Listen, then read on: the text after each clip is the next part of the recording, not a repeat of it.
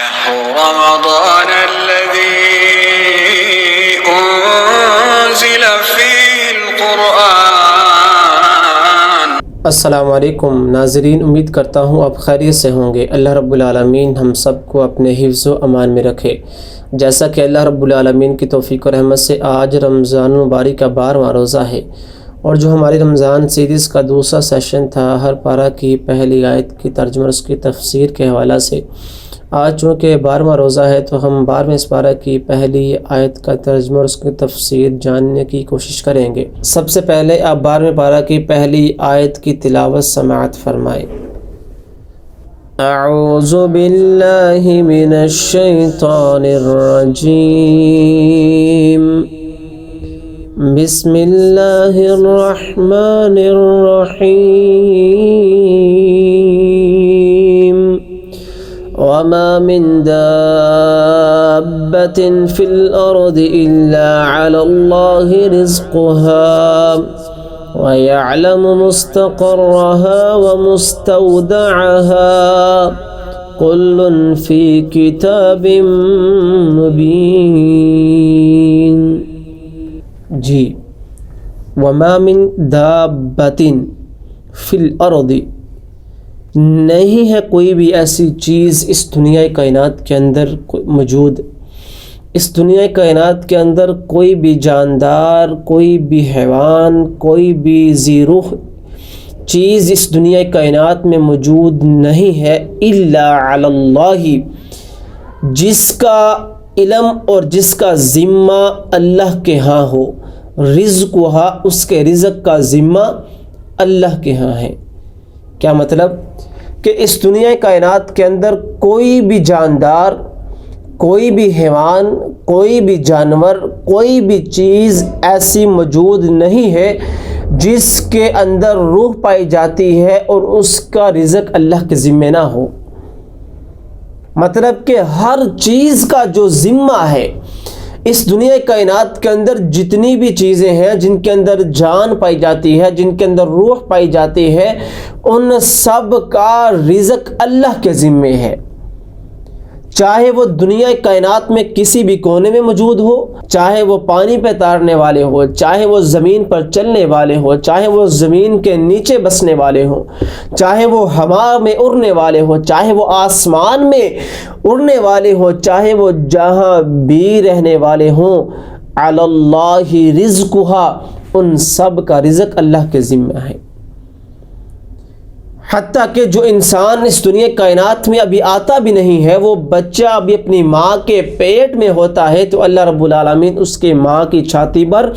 دودھ پہلے ہی نازل کر دیتے ہیں۔ ابھی وہ بچہ اس دنیا کائنات میں نہیں آیا، لیکن اس کا رزق اس کی ماں کی چھاتی میں پہلے ہی آ جاتا ہے، اس کی پیدائش سے پہلے ہی اس کی ماں کی چھاتی میں اس کا رزق نازل کر دیا جاتا ہے۔ ہر چیز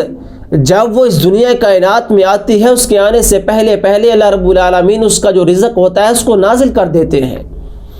اس کا رزق اس کی قسمت میں لکھ دیا جاتا ہے کہ اس نے اپنی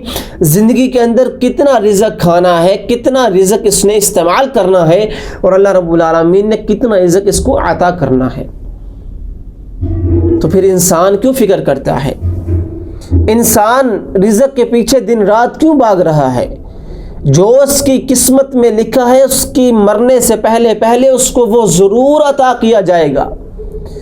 جو نوالے اس نے کھانے ہیں مرنے سے پہلے اس کے ہونٹوں سے، اس کی زبان سے، اس کے خلق سے وہ نوالے اتریں گے تو پھر اس کو موت آئے گی، اس سے پہلے اس کو موت نہیں آ سکتی۔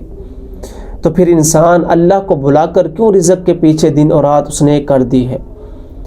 رزق کمانا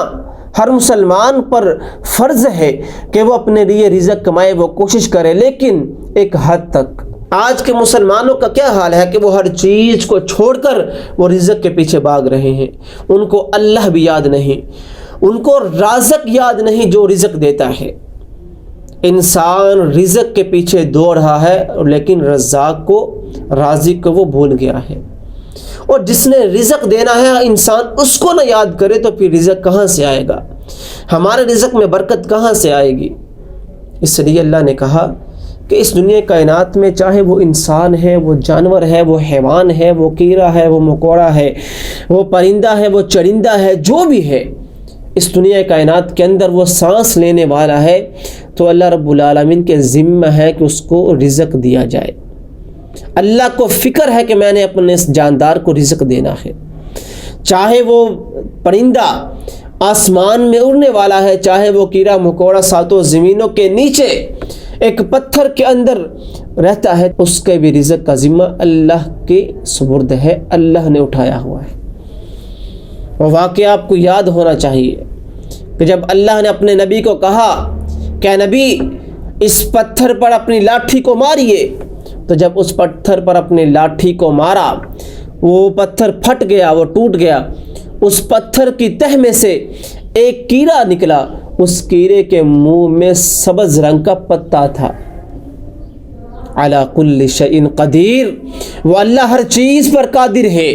وہ اللہ ہر جاندار کو رزق دینے پر قادر ہے، چاہے وہ کسی بھی جگہ میں ہو۔ تو پھر انسان کو اپنے اللہ کو یاد رکھنا چاہیے، انسان کا یہ مقصد اور مشن ہونا چاہیے کہ ہم اپنے اللہ کو راضی کرو، رزق تو اللہ نے دینا ہی دینا ہے۔ اللہ نے اگر کسی انسان سے یہ وعدہ کیا ہے، کسی انسان کی قسمت میں لکھا ہے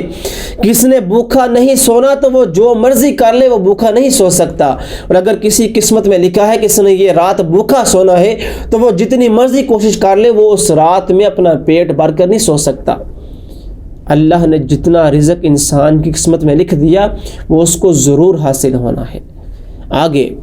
اللہ نے فرمایا وَيَعْلَمُ مُسْتَقَرَّهَا، اور اللہ رب العالمین جانتے ہیں کہ ہر چیز اس دنیا کائنات میں کہاں کہاں پناہ پذیر ہے۔ مستقرہا یہ کہتے ہیں کہ قرار پانے والی جگہ، ٹھہرنے والی جگہ کو، کہ جس جگہ انسان یا کوئی جاندار رہتا ہے، پناہ پذیر ہوتا ہے۔ اللہ رب العالمین ہر جاندار کی پناہ پراہ کو جانتا ہے، اللہ رب العالمین ہر انسان کی، ہر جاندار کی پناہ گاہ کو جانتا ہے کہ میرا جاندار اس دنیا کائنات میں اس جگہ پر پناہ پذیر ہے، اس جگہ پر وہ رہنے والا ہے۔ اللہ رب العالمین کے علم میں وہ چیز ہے، اللہ رب العالمین کے علم میں وہ جگہ ہے۔ کوئی بھی انسان یہ نہ سوچے کہ میں کسی گاؤں میں رہتا ہوں، کسی چھوٹے مکان میں رہتا ہوں، میرا رتبہ کیا ہوگا، کہ اللہ کو میں یاد ہوں گا بھی نہیں یاد ہوں گا۔ اللہ رب العالمین کہہ رہے ہیں وَيَعْلَمُ مُسْتَقَرَّهَا، اللہ رب العالمین ہر چیز کا علم رکھنے والے ہیں کہ وہ کس کس جگہ پر پناہ پذیر ہے۔ اگر اللہ رب العالمین کو اس کیڑے کا بھی علم ہے جو پتھر کے اندر ہے، اس کو بھی رزق دینے پر اللہ قادر ہے، تو پھر انسان تو اشرف المخلوقات ہے، وہ اللہ سے نامحرومی کی امید کیسے رکھ سکتا ہے، وہ نا امید کیسے ہو سکتا ہے؟ لا تقنطوا من رحمت اللہ، اللہ کی رحمت سے کبھی بھی نا امید نہ ہونا، اللہ کی رحمت بہت وسیع ہے۔ آگے اللہ نے فرمایا وَمُسْتَوْدَعَهَا، اور جہاں اللہ رب العالمین یہ جانتا ہے کہ اس دنیا کائنات میں ہر جاندار کہاں رہتا ہے، اس کے ساتھ ساتھ اللہ کے علم میں یہ بھی ہے وَمُسْتَوْدَعَهَا، کہ اس انسان کی قبر کہاں بنے گی،